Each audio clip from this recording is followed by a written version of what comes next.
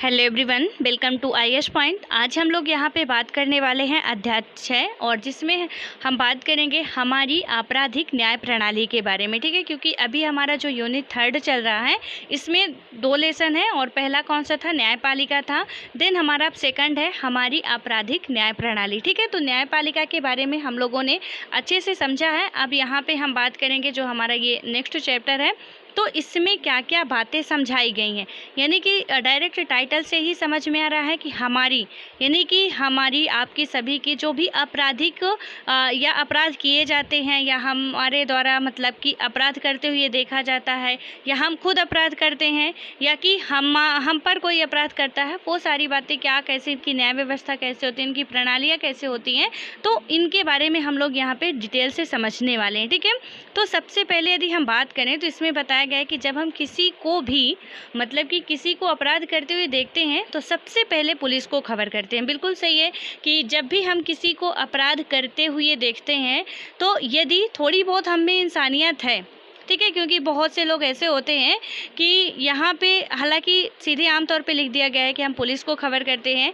लेकिन हम में से ही बहुत से लोग ऐसे होते हैं और आजकल का ज़माना तो ऐसे है कि क्या करते हैं, सेल्फी मतलब कि उनकी वीडियो बनाने लगते हैं, फ़ोटो लेने लगते हैं और वहाँ पे अपराध हो रहा, मज़े लेते हैं, किसी को इन्फॉर्म नहीं करते हैं और ना तो खुद हेल्प करने के लिए जाते हैं। ठीक है, आप खुद नहीं जा रहे हो लेकिन पुलिस को इन्फॉर्म कर दो, बट ऐसा कुछ होता नहीं है। खैर, इसमें बात करें यदि हम, तो बताया गया कि जब आप अपराध करते हुए किसी को भी देखते हो तो सबसे पहले पुलिस को इन्फॉर्म करते हो।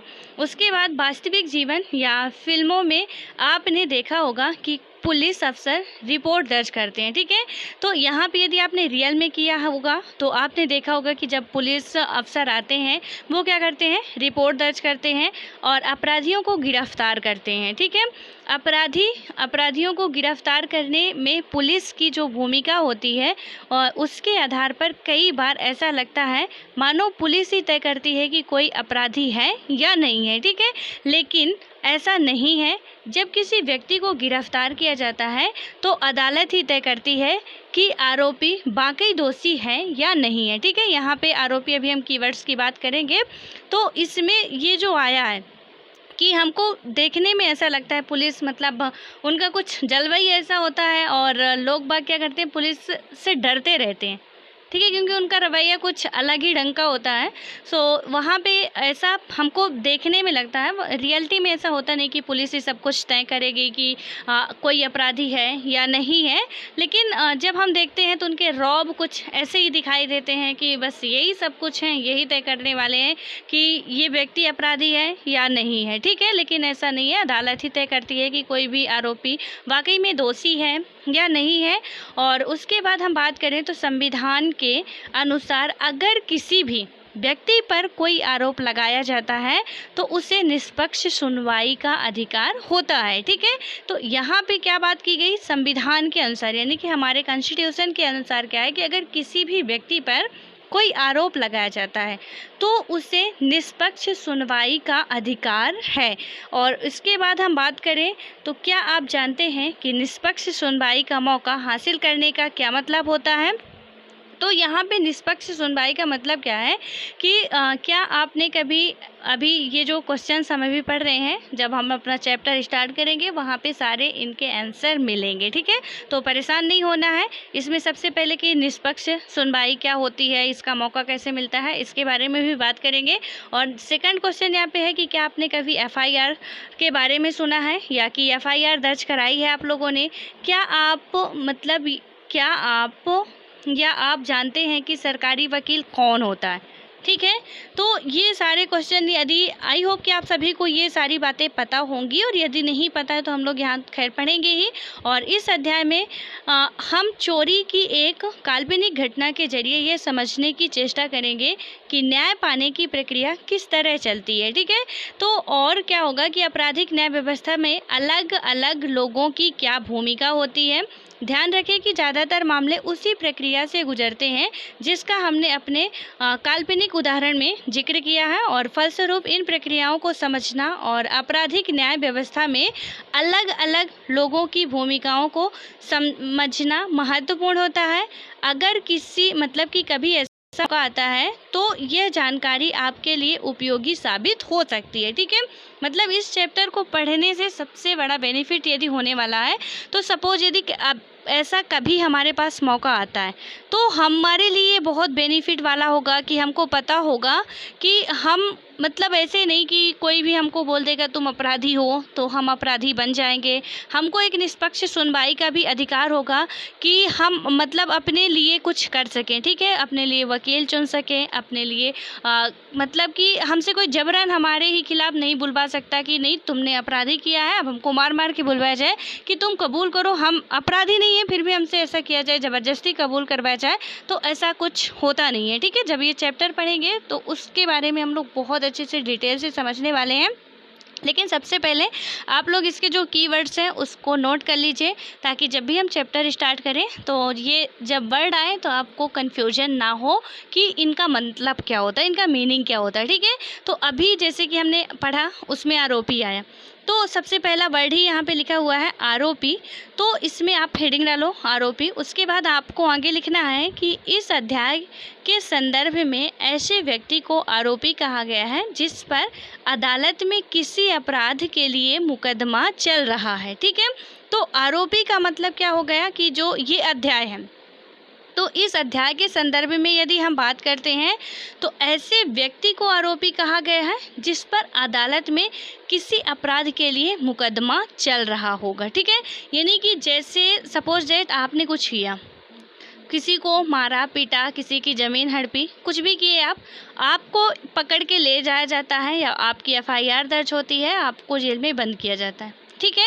तो आपका क्या चल रहा है, अदालत में मुकदमा उसका चल रहा है, तो उस टाइम पे आप क्या कहलाओगे, एक आरोपी कहलाओगे। ठीक है, कि ये व्यक्ति जो है वो एक आरोपी है, यानी कि आपका अदालत में मुकदमा अभी चल रहा है, आप अदालत के कस्टडी में हो या पुलिस कस्टडी में हो, सो आप आरोपी हो।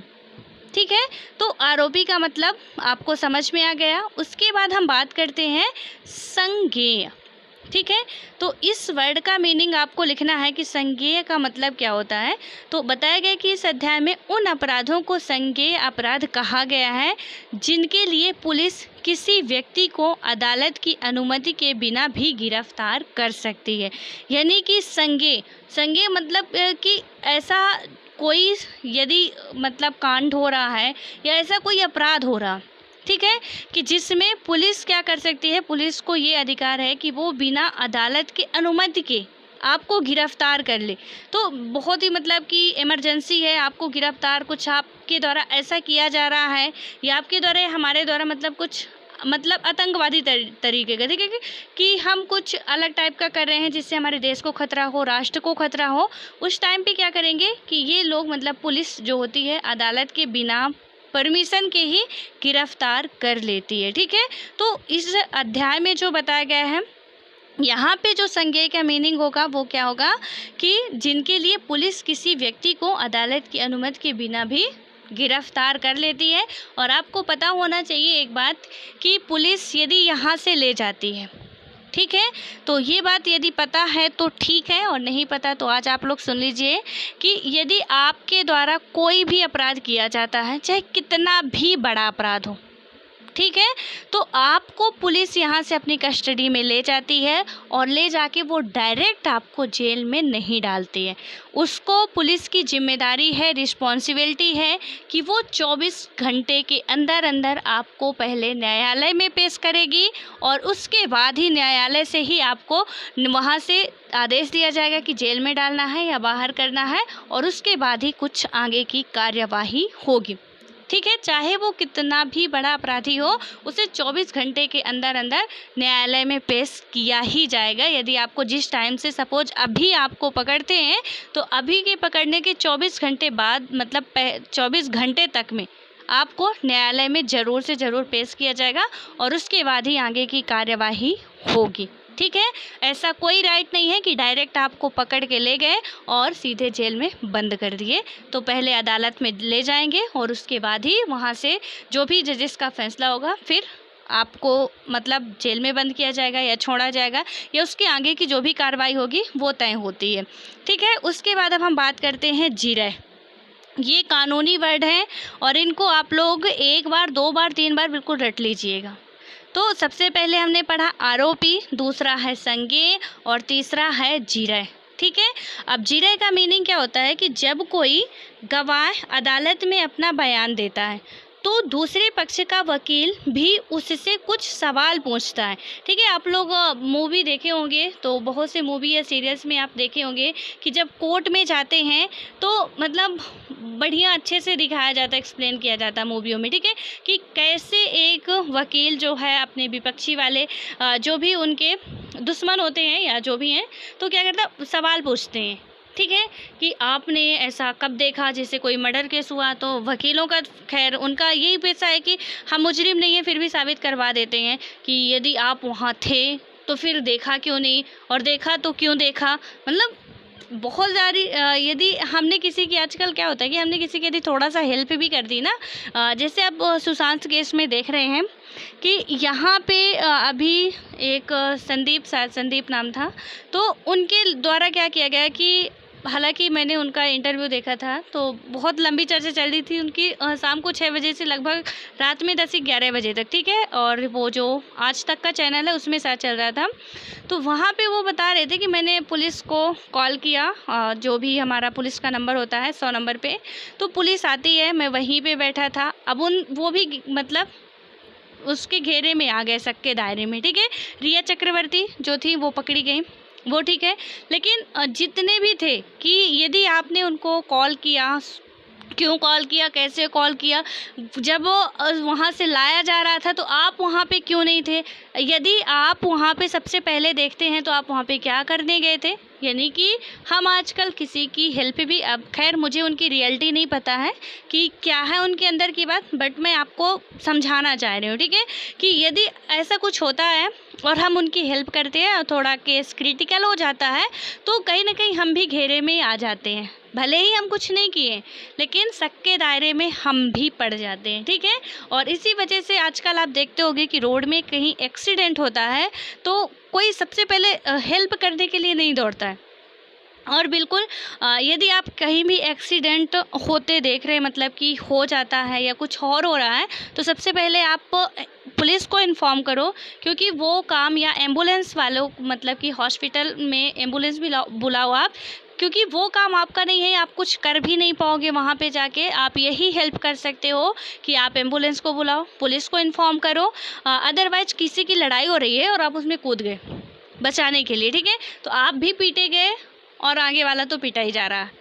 तो इसलिए हमारा जो मतलब सेंस है थोड़ा अलग डायरेक्शन में चलना चाहिए कि उसमें जाके ना थोड़ा अलग तरीके से हम उनकी हेल्प कर सकते हैं तो करें, अदरवाइज हम भी फंस जाएंगे और कुछ होगा भी नहीं।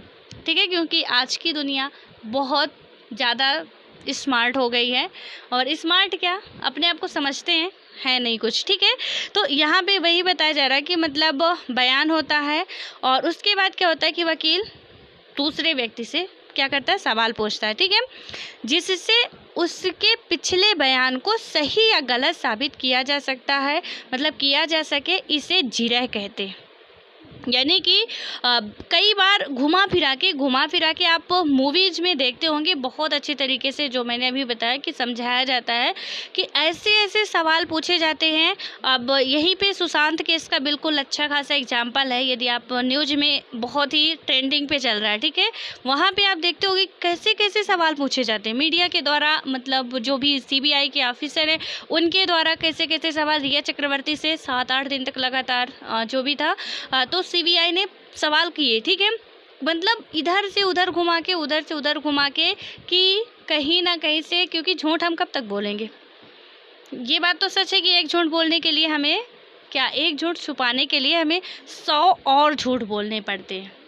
ठीक है, लेकिन जब झूठ की लिमिट भी ख़त्म हो जाती है और उनके क्वेश्चन ऐसे होते ही है कि आप कहीं ना कहीं जो हम पहले बयान दिए रहते हैं और बाद में आके फिर जब उनके द्वारा घुमा फिरा के पूछा जाता है तो हम फंस जाते हैं कहीं ना कहीं। ठीक है, यदि हम दोषी हैं तो, यदि हम निर्दोष हैं तो देर है दुरुस्त है, पर मतलब बच जाते हैं। ठीक है, लेकिन यदि दोषी हुए तो हम झूठ कब तक बोलेंगे, पकड़े ही जाते हैं।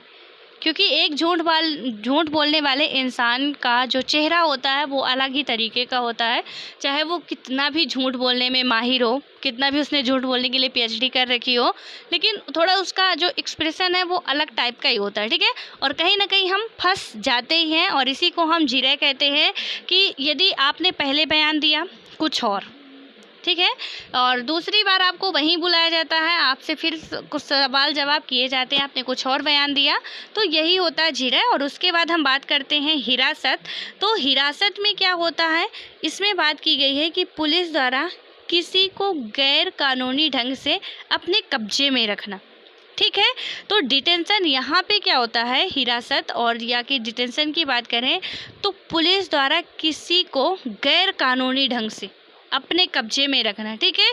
कि कोई भी पुलिस है और आपको क्या कर रही है कि अभी अदालत में पेश नहीं की है, बस अपने हिरासत में ले रखी है, ठीक है, यानी गैर कानूनी ढंग से उसने अपने कब्जे में आपको रख रखा है, तो आप कहेंगे कि पुलिस के द्वारा आपको हिरासत में लिया गया, ठीक है। और आप कहते भी हैं कि हिरासत में लिया गया है। खैर ये यदि आप संज्ञेय या जिरह वर्ड ना सुने होंगे, बट हिरासत जो है वो आप सुने होंगे अच्छे तरीके से, ठीक है। तो यहाँ पे पुलिस के द्वारा क्या है, गैर कानूनी ढंग से, कानूनी ढंग से नहीं है, लीगल नहीं, इल्लीगल ढंग से आपको वहाँ पे रखा जाता है, ठीक है। और उसके बाद हमारा नेक्स्ट आता है निष्पक्ष। निष्पक्ष की यदि हम बात करते हैं तो इसका मतलब ये है कि मतलब जो इसका मतलब है स्पष्ट या न्याय संगत व्यवहार करना और किसी एक पक्ष का समर्थन ना करना, ठीक है। निष्पक्ष का मतलब आप में यहाँ पे न्यायालय के लिए है, लेकिन आपके अंदर वो एक नॉर्मल वर्ड में कहें तो निष्पक्ष भाव होना चाहिए हमें। और जब आप पढ़ोगे, एथिक्स पढ़ोगे, वहाँ भी ये हमारा निष्पक्ष का है कि एक जो भी हमारे प्रशासनिक अधिकारी होते हैं, राजनेता होते हैं, उनके अंदर एक निष्पक्षता की भावना होनी चाहिए, ठीक है। यानी कि हमको एक निष्पक्ष व्यक्ति होना चाहिए। ऐसा नहीं है कि हमको जज बना दिया गया है सुप्रीम कोर्ट का या हाई कोर्ट का या कोई भी अदर जो अदालतें हैं उनका जज बना दिया गया। अब हमारे अंदर एक पक्षीय भावना है, ठीक है। तो एक पक्षीय भावना में फिर हम क्या करेंगे, किसी जाति वर्ग के प्रति हमारे अंदर भावना आ गई, या कि किसी समुदाय के प्रति हमारे अंदर भावना आ गई, या किसी प्रॉपर एक व्यक्ति के प्रति हमारे अंदर भावना आ गई, तो फिर हम निष्पक्ष न्याय नहीं कर पाएंगे, निष्पक्ष बातें नहीं कर पाएंगे और निष्पक्ष फैसला नहीं दे पाएंगे, ठीक है। इसलिए हमको क्या होना चाहिए कि एक निष्पक्ष प्रशासनिक अधिकारी होना चाहिए, निष्पक्ष नेता के रूप में जो भी व्यक्ति हो उनको निष्पक्ष होना चाहिए, क्योंकि वो सबके लिए वर्क करते हैं। और यहाँ पे निष्पक्ष का मतलब यदि हम जो इस चैप्टर में बात की जा रही है तो इसका मतलब सीधे तौर पे है स्पष्ट या न्याय संगत व्यवहार करना, ठीक है।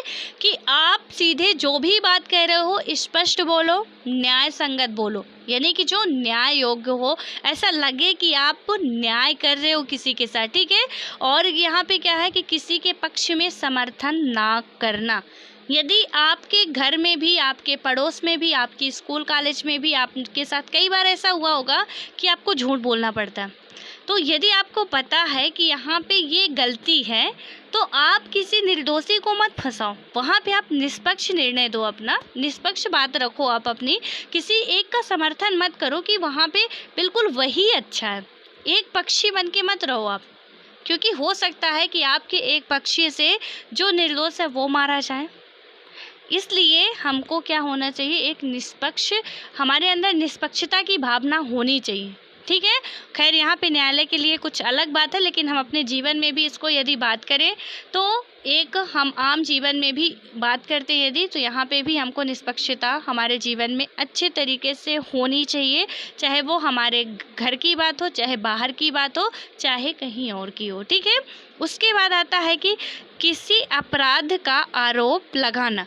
तो यहाँ पे क्या बात की गई है कि जब न्यायाधीश आरोपी को लिखित रूप से सूचित करता है कि उस पर किसी अपराध यानी कि किस अपराध के लिए मुकदमा चलाया जाएगा, तो इसे अपराध का आरोप लगाना कहा जाता है।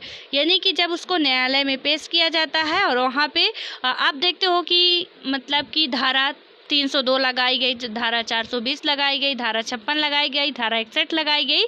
तो यहाँ पे यही मतलब होता है इसका कि किसी अपराध का आरोप लगाना, ठीक है। जब न्यायाधीश के द्वारा क्या किया जाता है, लिखित रूप में ये सूचित करता है कि उस पर किस अपराध के लिए मुकदमा चलाया जाएगा, तो इसे अपराध का आरोप लगाना कहा जाता है। ठीक है, किसी मतलब कि आरोपी पर अपराध का आरोप लगाना ही हमारा क्या होता है कि इसमें सीधे तौर से बात की गई, जब हम कोई भी काम करते हैं तो न्यायालय के द्वारा ये लगाया जाता है। और जो भी आपने सुना भी होगा कि किसी ने मर्डर कर दिया, 302 का केस, 307 का केस, धारा 302, धारा 307, धारा 420 ऐसे करके लगाया जाता है। और वही क्या होता है हमारा कि अपराध का आरोप लगाना होता है। और उसके बाद हम बात करें गवाह। ठीक है, और ये वर्ड बहुत ही कॉमन है, आप सबने सुना होगा गवाह।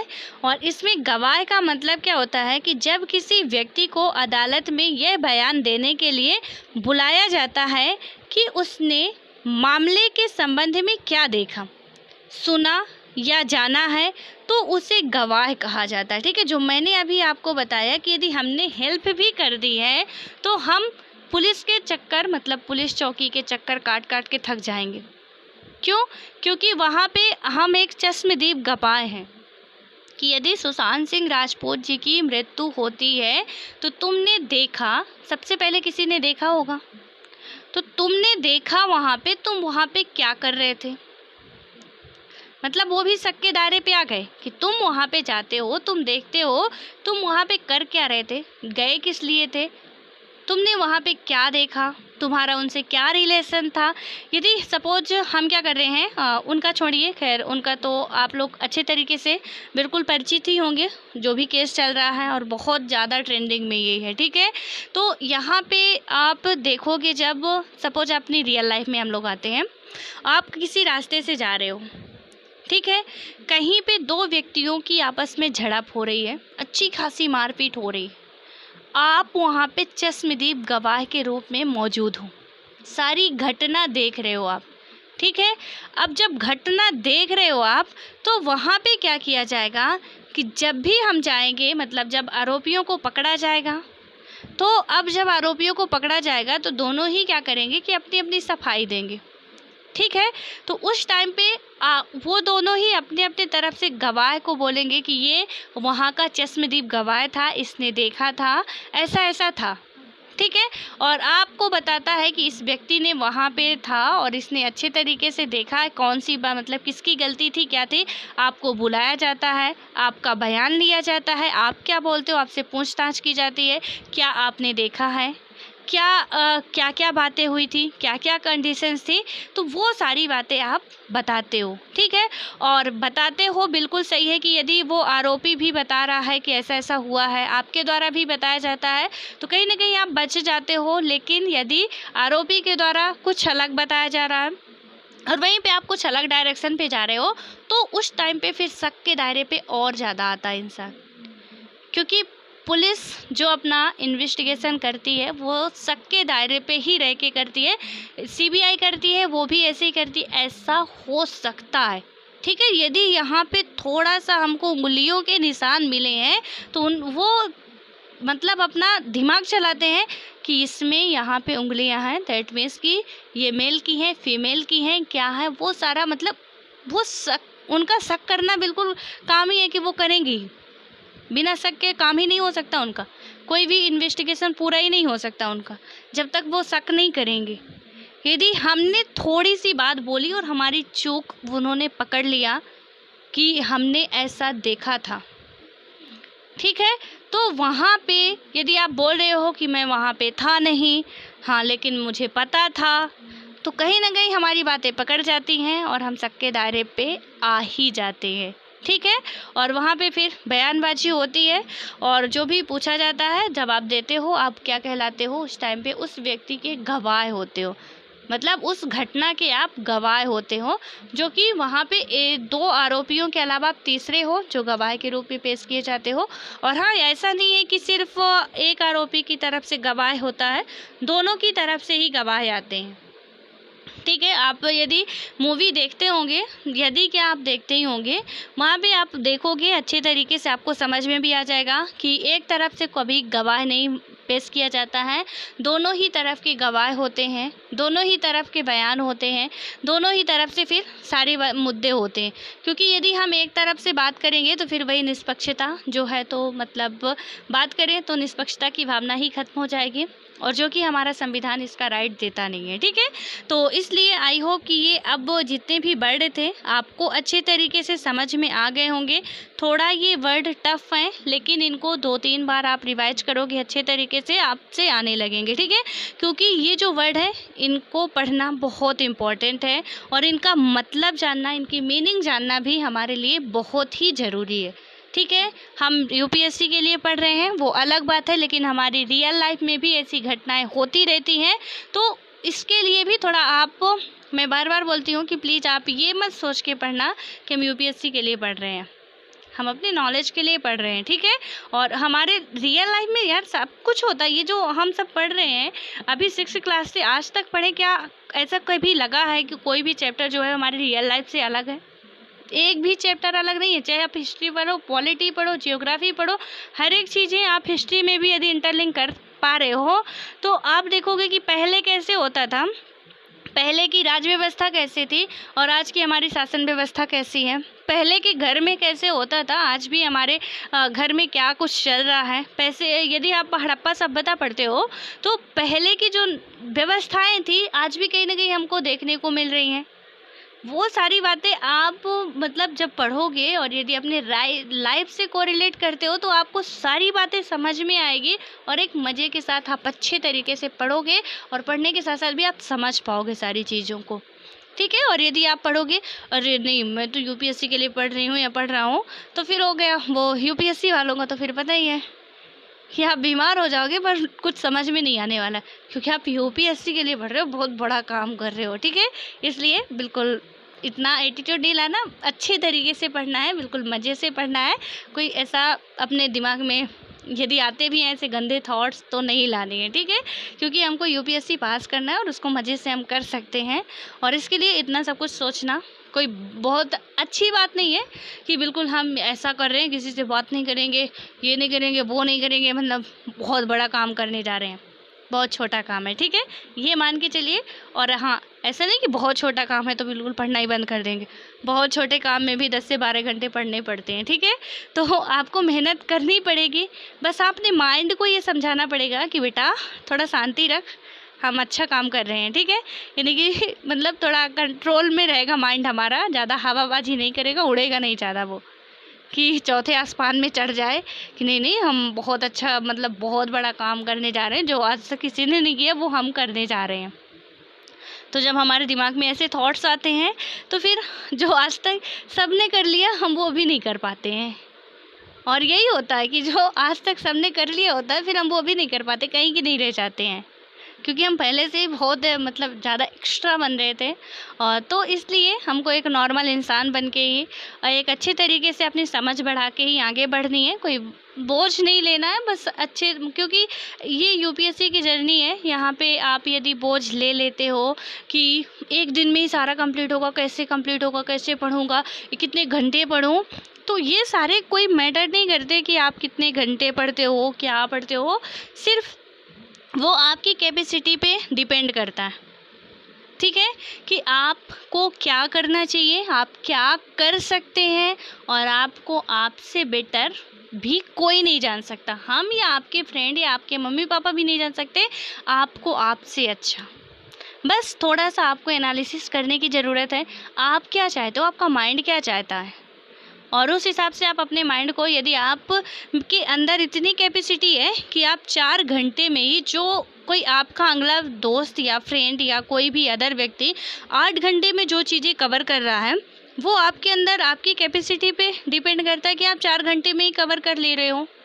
तो किसी ने बता दिया कि भाई मैं 8 घंटे यूपीएससी के लिए पढ़ता था, 10 घंटे पढ़ता था, लेकिन आपकी वही चीज़ें 4 घंटे में हो रही हैं, तो हम क्यों अपना 8 घंटे 10 घंटे बताएं कि नहीं मैं भी, उसने 8 घंटे पढ़ के किया सो मैं भी 8 घंटे पढ़ के करूँगा।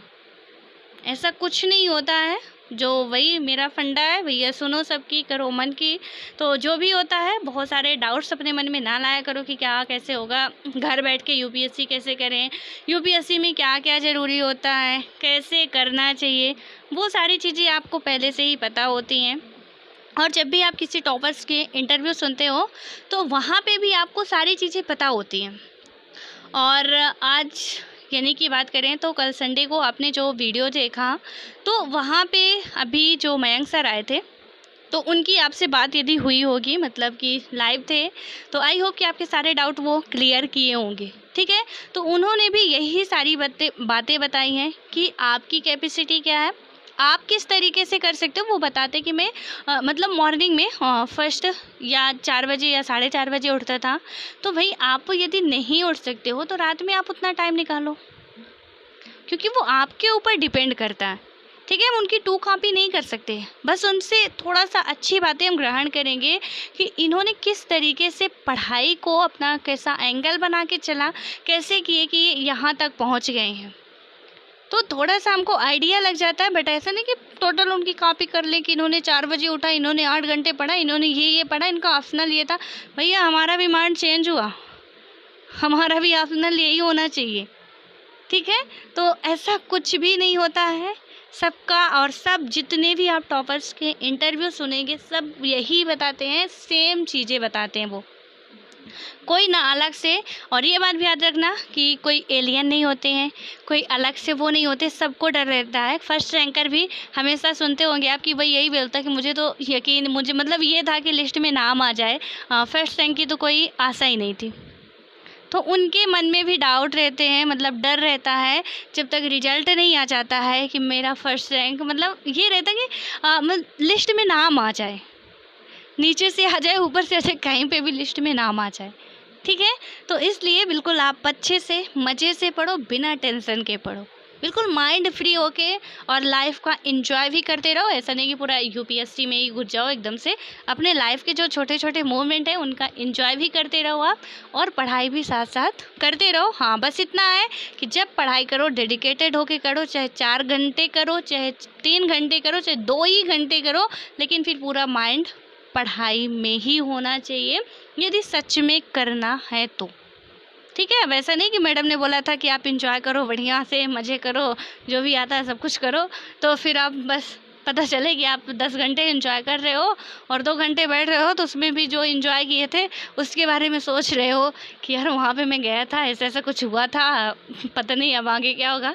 तो ये सब फिर वो जहाँ गए थे हम, वो सब ख्याल निकाल देंगे वहीं ही, और जब पढ़ाई करने बैठेंगे तो फिर पढ़ाई ही होगी।